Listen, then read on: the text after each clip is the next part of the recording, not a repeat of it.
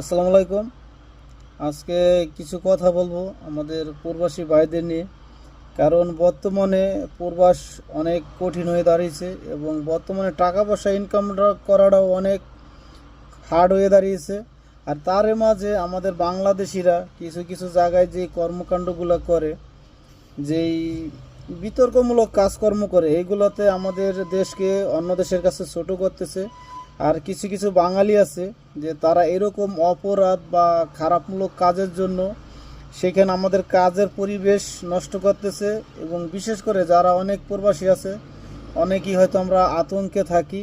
আর বর্তমানে আপনার অন্য দেশে বিদেশ করাটা খুব টাফ হয়ে দাঁড়িয়েছে। তারই মাঝে যদি আমরা এই ধরনের অপরাধ বা অন্যায়মূলক কাজকর্মগুলো বেশি করি, তাহলে তো আমরা অন্য দেশের কাছে ছোট হইতেছি এবং সেখানের মানুষ যদি ক্ষিপ্ত হয়ে যায়, হয়তো আমাদের বাংলাদেশিদের লোকদেরকে হয়তো সেখানে কাজ করতে নাও দিতে পারে বা আমাদেরকে সেই দেশ থেকে বিতাড়িত করতে পারে।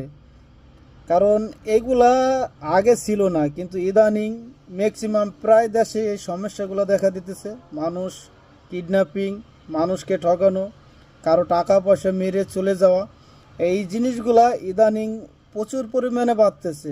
আপনার ভালো দেশ কন, মিডল স্টেট কন বা ছোটোখাটো দেশ হন, প্রত্যেকটা দেশে সেম অপরাধগুলো দেখা দিতেছে।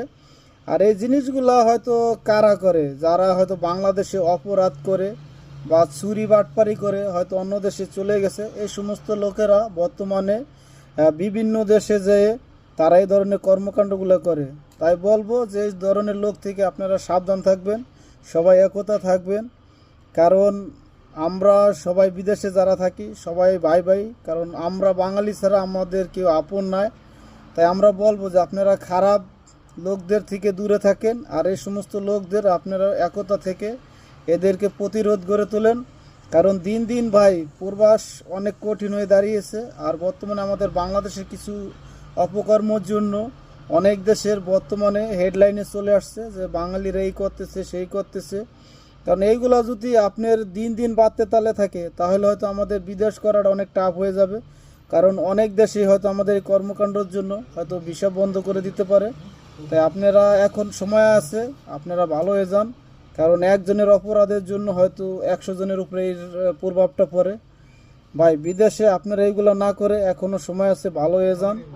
কারণ কোনো দেশের কাছে আমাদের দেশকে ছোট করবেন না। আজ এ পর্যন্তই, ভালো থাকবেন সবাই।